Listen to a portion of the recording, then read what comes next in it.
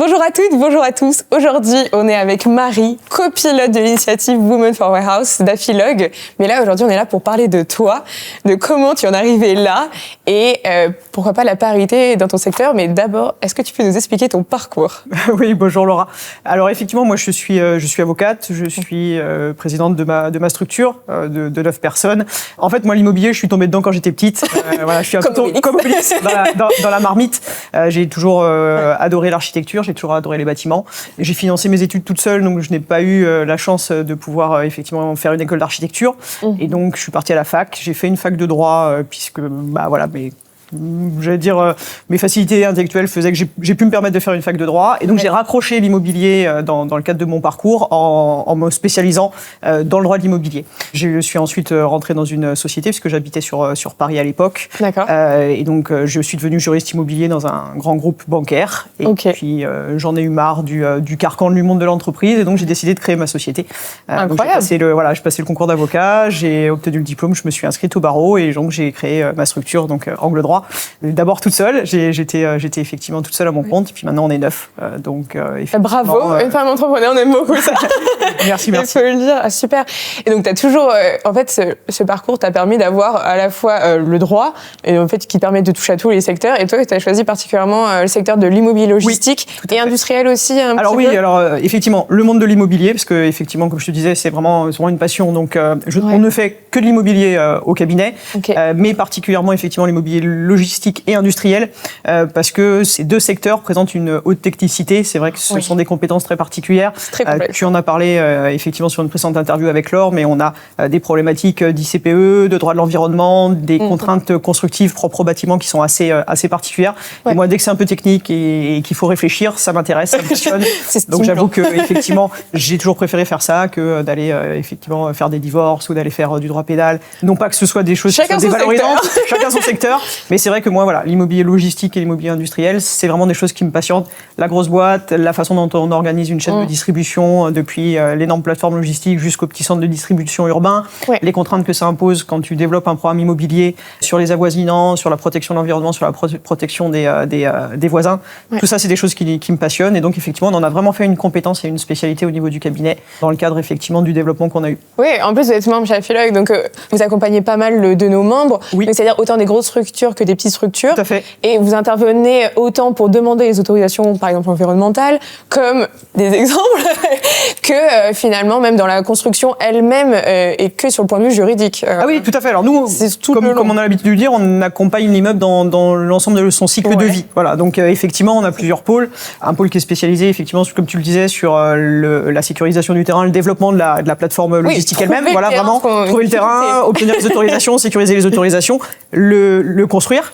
On ne fait pas un entrepôt comme on veut. Non, c'est ça. Ensuite, il y a toute la problématique, on l'oublie un petit peu parfois, mais je sais que tu as rencontré également des asset managers et des personnes qui sont chargées au quotidien de la gestion locative. Exactement. Donc nous, on accompagne vraiment nos clients sur la négociation des baux, sur la prise en compte des contraintes de l'activité qui va être exercée dans cette grosse boîte par le locataire. C'est pareil, selon ce qu'il stocke ou selon l'activité qu'il a des autorisations particulières ou des rubriques particulières à obtenir. Donc c'est pareil, c'est les fameuses ICPE voilà, que mentionnait Laure. Exactement. Et puis ensuite, effectivement, il y a aussi une fin de vie d'un immeuble, une fin de cycle avec des problématiques de ce qu'on appelle la cessation d'activité, la remise en état du terrain pour éviter les pollutions. Et là, c'est pareil, on accompagne également nos clients sur ces sujets-là, sur le montage des dossiers, sur les relations avec les administrations. Et donc c'est vrai que ce sont des débats qui sont passionnants et dans lesquels on s'épanouit nous au quotidien. Et c'est complet parce qu'il faut connaître autant le juridique que le technique finalement pour vraiment accompagner les deux.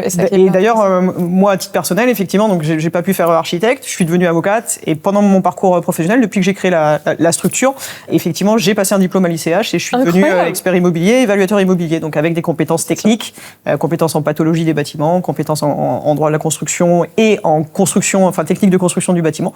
Et donc ça permet effectivement au quotidien, pour nos clients, d'apporter le meilleur conseil, en tout cas le conseil avec la plus haute technicité possible. Incroyable. On est là pour parler quand même de Women for Warehouse, des initiatives. Vous êtes 9 dans ta structure. Oui, tout à fait. Alors j'aurais 2 questions.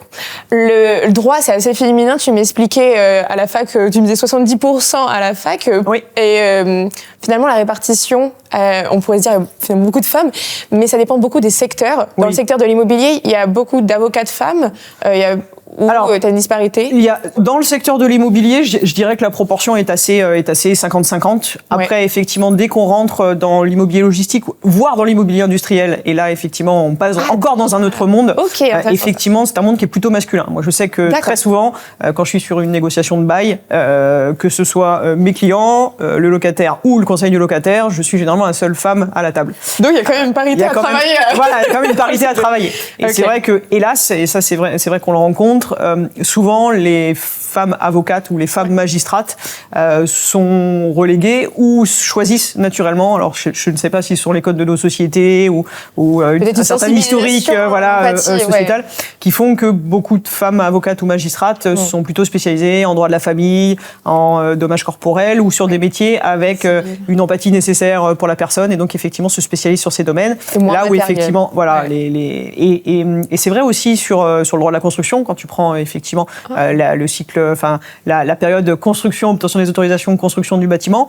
Moi, ça m'arrive d'aller en expertise judiciaire. Alors quand je suis en plus sur une expertise sur un entrepôt, généralement on est 25 parties. L'expert judiciaire est un homme, les experts techniques des parties sont des hommes, les avocats des parties sont généralement des hommes, et on est généralement 2 ou 3 femmes sur cette bonne quarantaine de personnes à se regarder. Et la première fois que tu prends la parole sur une expertise judiciaire au milieu d'une énorme plateforme de 58 mètres carrés, les gens te regardent de travers. Et après, c'est justement la compétence, la technicité, le fait que tu te poses pas de questions, puisque finalement, tu es légitime à être là. Tu es légitime, c'est important de le dire. Voilà, c'est important, font que les gens finissent par t'écouter. En revanche, le crédit qu'on t'accorde n'est pas spontané, n'est pas naturel, ça je l'ai déjà ressenti. D'accord. Effectivement, quand tu es effectivement sur ce type de dossier, spontanément, ta parole ne va pas être écoutée de la même façon que celle d'un expert ou d'un avocat masculin. D'accord. Donc, c'est vrai que ça, ce sont des choses, notamment grâce à l'initiative Women for Warehouse, qu'on essaye de faire changer. C'est vraiment des mentalités qu'on souhaite faire évoluer, parce que c'est vraiment, je pense, une histoire de mentalité. C'est certainement pas une histoire de compétences,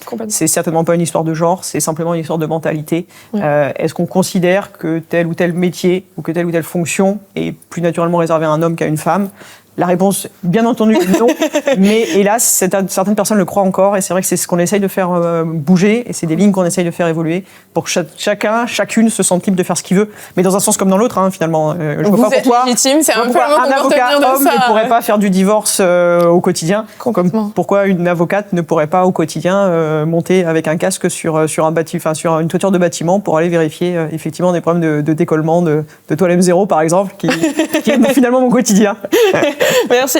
J'espère que beaucoup de jeunes filles et de jeunes hommes, d'ailleurs, vont écouter ça et retenir je suis légitime, je connais mes compétences, je le dis, je peux me tromper, c'est pas pour autant que je suis incompétente et ça, beaucoup l'oublient, je pense. Ben, c'est ça. En tout cas, moi, c'est le message Merci pour ce petit message. C'est le message que je fais passer à ma fille tous les jours. C'est fais ce que tu veux et ne te fixe aucune barrière.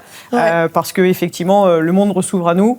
Et si tu n'as pas confiance en toi, les autres n'auront pas confiance en toi. Donc, il faut que tu crois en ce que tu fais, parce que personne ne le fera à ta place. Ta mère, oui, mais pas les autres. Donc, effectivement, il faut vraiment que chacune, quel que soit ce qu'il ait envie de faire, y croit et le fasse. Et personne n'est jamais vraiment sûr de ce qu'il fait. Non, c'est ça, il faut le dire. Super. On essaye. On voulait parler de ta boîte. Vous êtes 9 en termes de parité. En termes de parité, alors, je crois qu'on va changer un petit peu le logo. On va mettre Men for Warehouse. Parce que nous, effectivement, chez Angle Droit, on est 9, 8 femmes, un homme, qui se sent souvent un petit peu seul. Même s'il apprécie ça, soyons clairs. Non, il est vrai qu'effectivement, chez Angle Droit, on n'a pas véritablement de problème de parité. Enfin, si, un problème de parité, mais plutôt en défaveur des hommes. Alors après, c'est plus le hasard des choses qui a rendu cette composition de cette façon-là. Effectivement, moi, quand j'effectue un recrutement, comme j'aime à me le dire, je le fais surtout sur l'aspect humain, avant de le faire sur l'aspect professionnel.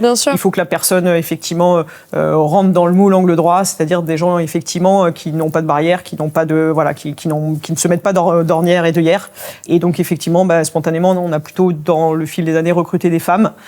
Mais voilà, quand on fait recrutement, on fait les entretiens autant avec des hommes qu'avec des femmes. Il y a pas une sélection. Enfin, je ne vais pas faire un cabinet de femmes, soyons clairs.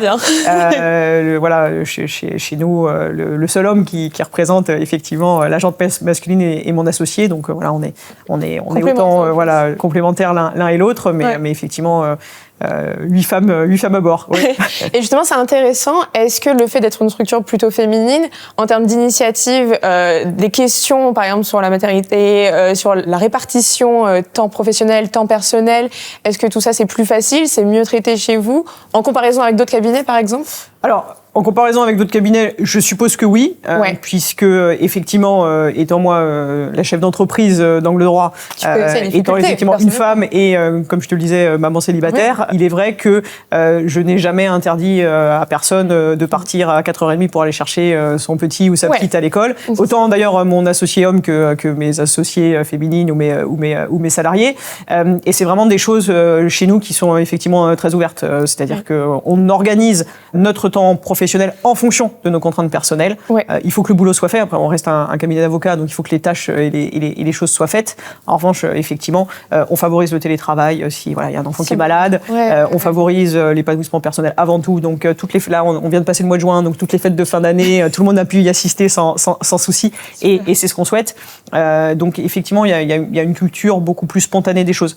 J'entends moi très souvent dire dans des cabinets d'avocats, voilà, que ce soit des grosses structures parisiennes ou même des plus petits, qu'à un retour de congé maternité, les collaboratrices sont gentiment congédiées. Moi, ce sont des choses qui me, moi, ce sont des choses qui me hérissent. Il n'est pas normal, effectivement, que sous prétexte qu'on est sur un statut libéral et donc effectivement sans contrat de travail, on puisse dire à la personne, tu sais quoi, t'as un enfant, on sait que maintenant tous les soirs à 18h, il va falloir que tu partes pour aller chercher ton petit à la crèche, donc en réalité, ne viens plus travailler chez nous.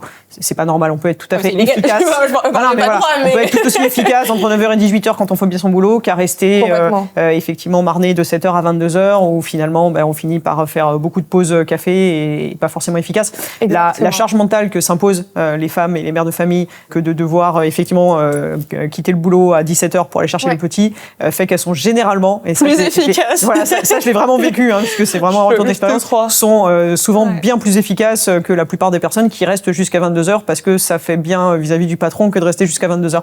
Et en réalité, c'est pas le temps de travail nous qu'on regarde, c'est vraiment est-ce que les choses sont faites. Voilà, exactement. Et je pense encore une fois, ce que tu disais tout à l'heure, c'est une question de mentalité finalement, c'est une gestion et c'est là qu'on est là pour ça. Il y a une culture, il y a une mentalité, il y a un historique qui font effectivement aujourd'hui qu'il y a des travers qui sont pris dans nos sociétés et on souhaite autant via cette initiative Women for Warehouse que moi au quotidien dans le cadre de la gestion que j'ai dans le droit de faire évoluer pour faire bouger les lignes et rendre les choses beaucoup plus naturelles pour chacun et pour chacune. Ouais.